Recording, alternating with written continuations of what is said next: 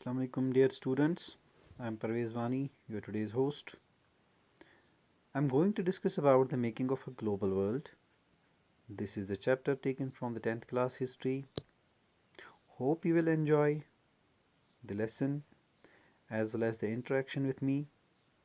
So, let us discuss the making of a global world. But before going to discuss the topic, we have some basic questions whose answers we are supposed to find. These questions are: what is globalization? How were continents and countries linked with each other in pre-modern world? How was trade conducted in ancient times? Which routes were followed by travelers, traders, pilgrims, religious missionaries to travel distant lands? What was the impact of globalization on world economy, society, polity, and other spheres of life? What are the main factors of globalization? Inshallah, we will try to get the answer of these and other questions which may arise in your mind. So, be ready and active to have an interaction on the chapter The Making of a Global World. Let's begin with the first question. What is globalization? Globalization is an economic system associated with the free movement of goods, technology, ideas, and people across the globe. In other words, it's a system in which people move from one part of the world to the other part of the world with their ideas, with their cultures, with their religious beliefs, with their technological developments, with their philosophical ideas, etc. So, we can say that globalization is that system which connects the different countries of the world through trade, political connections, through cultural relations, and through the movement of goods and capital. So, dear students, when we talk of globalization, we often refer to an economic system that has emerged since the last 50 years or so.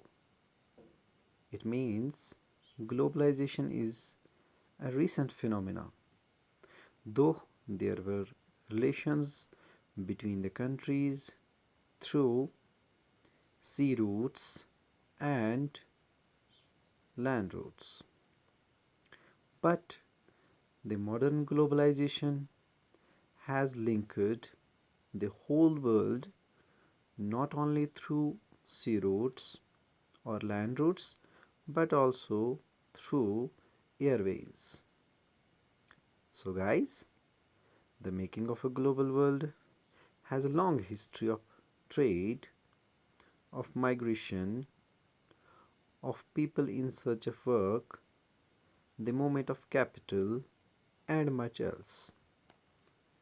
From ancient times, travelers, traders, priests, pilgrims, and other people traveled vast distances for knowledge, opportunity, and spiritual fulfillment. Or sometimes they also traveled to escape from the persecution. They carried goods, money, values, skills, ideas, inventions, and even germs and diseases. So, the best example of taking germs and diseases is present day COVID-19, which had its beginning in Wuhan, the town of China.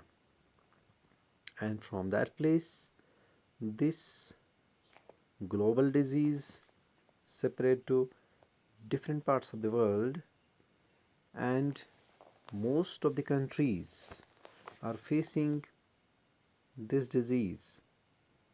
So, on the one side, globalization connected or interlinked the whole world, but on the other side, it had its negative aspects as well. If we trace the history of interconnectivity between the different countries of the world, then the best example would be the active coastal trade, which linked the Indus Valley civilizations with the present day West Asia around 3000 BC. This is the image of 10th century, which has been taken from the memorial stones in the western coast. These images show us that the boats or ships were used for conducting the oceanic trade. It means trade through oceans. So it suggests that people used to travel from one country to other country through the oceanic routes, or we can say sea routes. Now, what was the mode of transport in the pre-modern world, or we can say how countries were linked in the pre-modern world? There's one thing given at the top, that is Silk routes. You may have heard about it. So let us discuss about what these sea routes were. So given map will show you the red line between China and Mediterranean Sea. This red line is basically the network of Silk routes. This is called Silk route because most of the silk was carried from China and India to the Persia, Arabia, Somalia, Egypt, Mediterranean world, and even Europe through this route. So this route was mainly used for carrying silk that was mostly taken from China, and that silk was called as chaman suka. So the name Silk routes points to the importance of westbound Chinese silk cargoes along this route.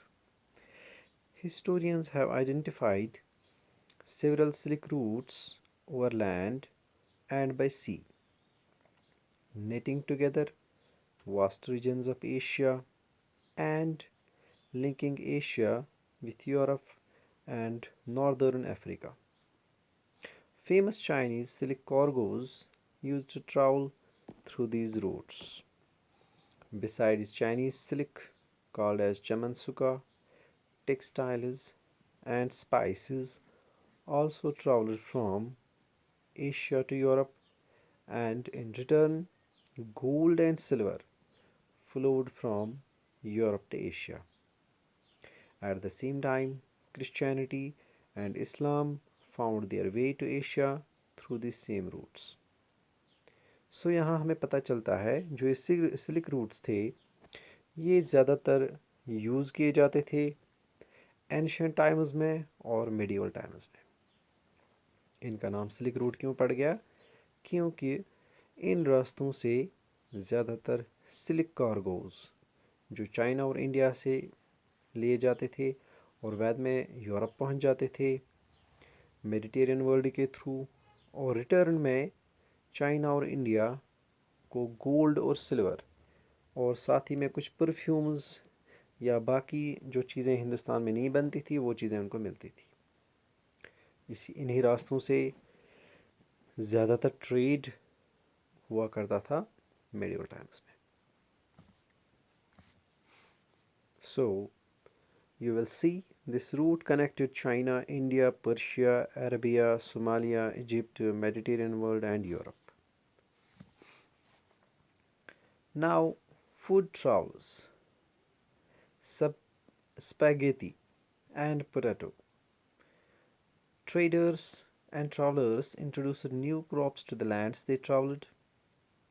Noodles traveled from China to become spaghetti.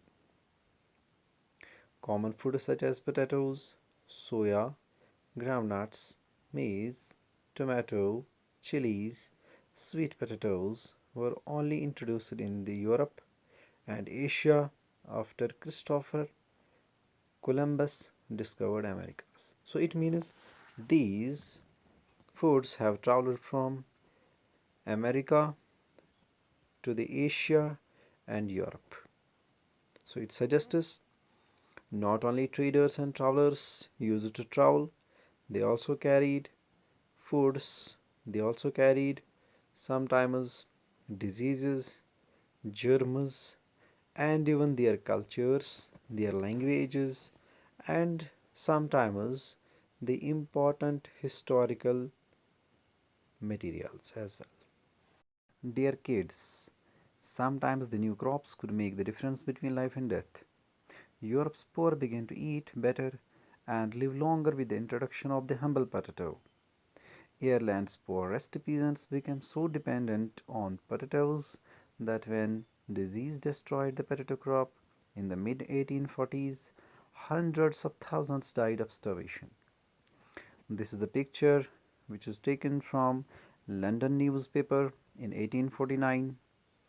It shows us that the hungry children of Ireland digging for potatoes in a field that has already been harvested, hoping to discover some leftovers. During the Great Irish Potato Famine, around 1 million people died of starvation in Ireland, and double the number immigrated in search of work. So, the introduction of these new crops in European lands affected the lifestyle of the poor. Even some people were so dependent on these new crops that when these crops were destroyed by some diseases, they lost their lives. Even they had to migrate to other distant lands just to survive. The pre-modern world shrank greatly in the 16th century after European sailors found a sea route to Asia and also successfully crossed the Western Ocean to America. Before its discovery, America had been cut off from regular contact with the rest of the world. But from the 16th century, the vast lands, abundant crops, and minerals of America began to transform the trade and lives everywhere, especially in the European world.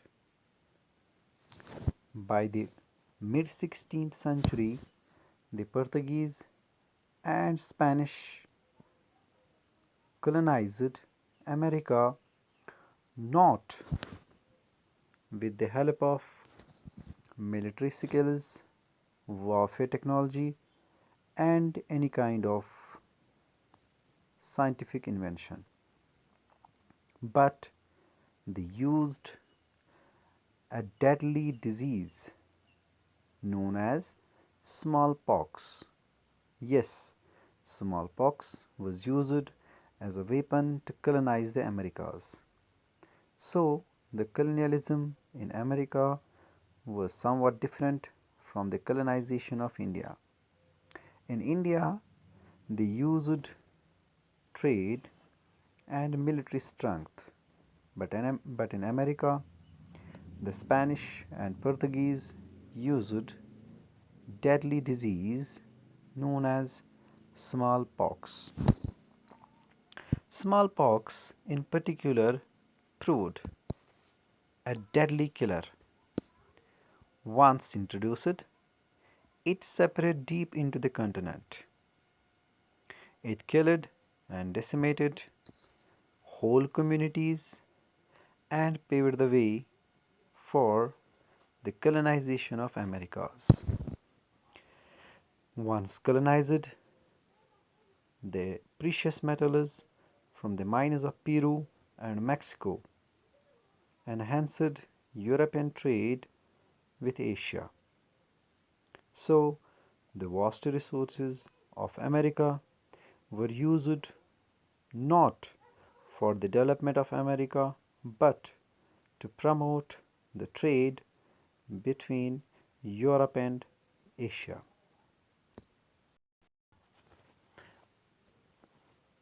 Until the 19th century, poverty and hunger were common in Europe. Cities were crowded, deadly diseases were widespread, religious conflicts were common, and religious dissenters were persecuted. Thousands therefore fled Europe for America. So, as a result of these problems, as a result of religious conflicts, religious dissents, as well as the political problems, large number of people from Europe migrated to America and got settled there. By the 18th century, plantations worked by slaves captured in Africa were growing cotton and sugar for European markets. So, it suggests that the plantations, especially cotton plantation and sugar plantation, were mainly operated by the owners, which were mostly European, and the labor force was mostly taken from the America as well as Africa. So, in these plantations, the laborers were mostly the slaves who were purchased in the slave markets. Dear kids, look at this picture. You will see there are 7 persons with well dressed code, hats. There are 2 children and 4 women. These are all slaves. They were sold in the markets and were used in these plantations, mostly in America. So it also tells us that the globalization or interconnectivity between these countries promoted the slave market. So slaves, who were slaves? Slave was a person who was purchased like a commodity, and the owner of a slave was called as master. He had all the rights over the slave. Whatever you can do with your textbook, whatever you can do with your bag, whatever you can do with your shoe, your clothes, your pen, your pencil, because that is your property. Similarly, slave was the property of a master, and these slaves, which were mostly taken from Africa and America, were used in these cotton and sugar plantations. So, my dear kids, Americans gradually moved the center of world trade westwards because America became the important hub of trade once it was colonized by the Portuguese and Spanish. It should be kept in mind that Before America, China and India had dominated the world market. It means that these two countries were controlling the world market because of their geographical location. So, until well into the 18th century, China and India were among the world's richest countries because they were exporting number of goods such as silk, spices, perfumes, grains, textiles, etc. But until the 19th century, the America emerged as the dominant world market, or we can say the center of a trade between the different countries of the world.